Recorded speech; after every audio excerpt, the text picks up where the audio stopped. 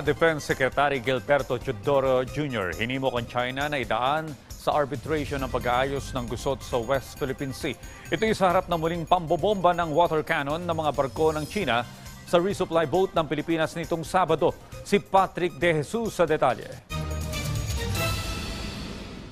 Hindi tayo ang humaharang ng kahit sino man sa West Philippine Sea. Tayo ang hinaharang. So anong gagawin natin? Titihaya na lang? Hindi naman siguro pwede. Mariing inalmahan ni Defense Secretary Gilberto Teodoro Jr.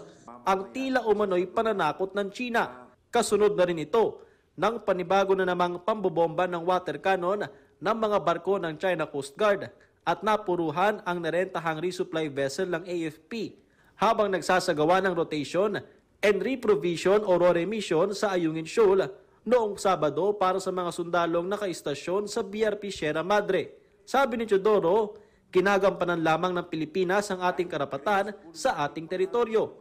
Pero ang China anya ang paulit-ulit na gumagawa ng mga iligal na hakbang na nasasaksihan ng buong mundo. Ang problema ay ang China napakalaki na, ang Pilipinas napakaliit. Gusto pa nila tayong kunan para sa mga tao nila.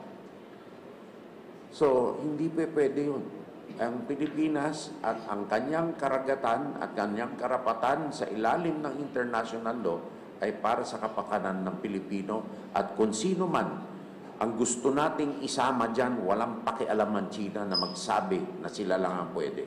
Hamon naman ni Teodoro sa China, idaan sa arbitration ang pag-aayos sa gusot sa WPS dahil tila anya hindi naman sumusunod ang China sa mga usapan sa kabila ng paulit-ulit na dialogo. Ngayon, para maliwanag, kung gusto nila, ihayag nila sa mundo na maliwanag kung anong posisyon nila sa ilalim ng international law. Ihayag natin ang ating posisyon, i-arbitrate natin. That is the best way of solving a legal dispute sustainably. Ayaw nila. Dagdag ni Teodoro, walang impluwensya ng anumang bansa ang ating mga aktibidad sa West Philippine Sea. Pakiusap din niya sa lahat na magkaisa sa pagsusulong ng ating karapatan dito at huwag magpadala sa mga ipinapakalat na propaganda ng China. Alam na naman ng buong mundo na illegal ang ginagawa ng China na pagkukupkop ng West Philippine Sea batay sa kanilang hindi kapani-paniwalang historical narrative na walang bansa sa buong mundo na naniniwala at maraming bumabatikos. So, sa makatwid, kahit sila siguro nahirapan maniwala sa kabila nito, sa ating masusing pakikibaka sa West Philippine Sea sa ilalim ng UNCLOS at ng international law, tayo ay napakaraming kaalyado at ni isang bansa walang bumabatikos sa atin.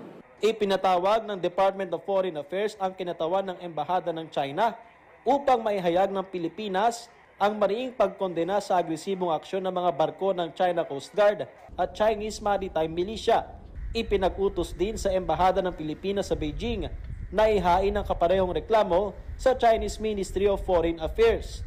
Nakapaloob dito na walang karapatan ng China sa Ayungin Shoal na isang low tide elevation at nakapaloob sa exclusive economic zone ng Pilipinas at continental shelf alinsunod sa UNCLOS na pinagtibay pa ng 2016 Arbitral Award. Dagdag ng DFA, ang patuloy na pahingialam ng China sa mga aktibidad ng Pilipinas sa loob ng ating sariling EEZ ay hindi katanggap-tanggap sa sovereign rights at jurisdiction. Pinaalis din ng Pilipinas ang China sa bisinidad ng Ayungin Shoal at ating EEZ. Ginawa na rin daw ng pamahalaan ng lahat upang pahupain ang tensyon alinsunod sa napag-usapan noon ni na Pangulong Ferdinand R. Marcos Jr. at Chinese President Xi Jinping, pero tila salungat ito sa ginagawa ng China. Paalala pa ng Pilipinas, itigil ng China ang patuloy na paglabag sa international law. Sagot naman ng China, hindi nila kinikilala ang 2016 Arbitral Award na pumabor noon sa Pilipinas. Sa gitna naman ng nagpapatuloy na tensyon, nagpasalamat ang DFA sa international community dahil sa patuloy na pagsuporta sa Pilipinas at pagsusulong ng international order base sa international law kung saan 21 bansa na ang naglabas ng Statement of Support. Patrick De Jesus para sa Pambansan TV sa Bagong Pilipinas.